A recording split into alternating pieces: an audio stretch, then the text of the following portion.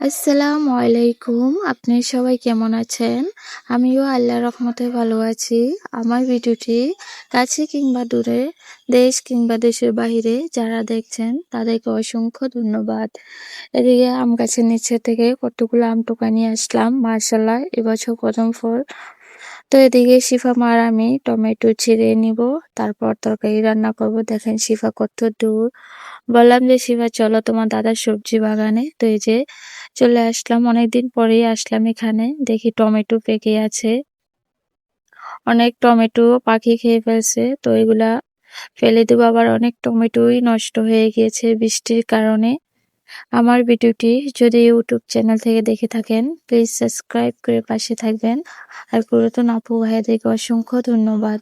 এদিকে মাশাআল্লাহ অনেক সুন্দর কাঁঠাল হয়েছে গাছে, দেখেন গোড়া থেকেই। তো ভাবলাম যে আপনাদের মাঝেও শেয়ার করি। এদিকে এদিকে হচ্ছে ওই গাছেও কাঁঠাল ধরেছে, ওই গাছের নিচে এখন চলে যাবে। এই যে মানিক পাতা গাছ, এগুলোর ভর্তা বলেন ঝোল বলেন খেতে এত ভালো লাগে। আর ভর্তা গরম ভাতের সাথে কি বলবো, এত মজা। আর অনেক অসুখেরই উপকারী এই মানিক পাতা। তো একটু ঘুরে ঘুরে করে ভিডিও করে নিচ্ছি। শিফামা বলতেছে যে আম্মু আমার দিকে ভিডিও করা। এই যে একটা টমেটো পেকে গেছে।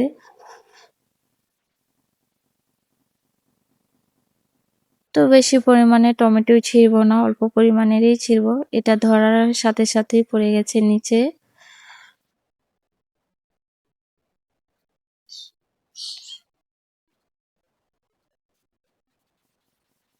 তো এদিকে বাচ্চারা প্রাইভেট পড়ে বাড়িতে চলে যাচ্ছে, ছুটি হয়েছে, ওদেরকে চিল্লাচিল্লি, মানে বাচ্চা পোলাপাইনের কথা কি বলবো, না ঝগড়ার মারামারি লেগেই থাকে এগুলায়।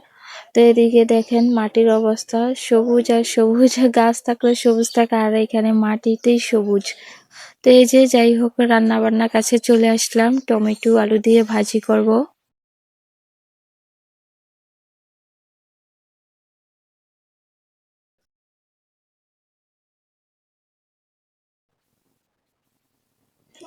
এদিকে হচ্ছে শুটকি তরকারি বসায় দিলাম।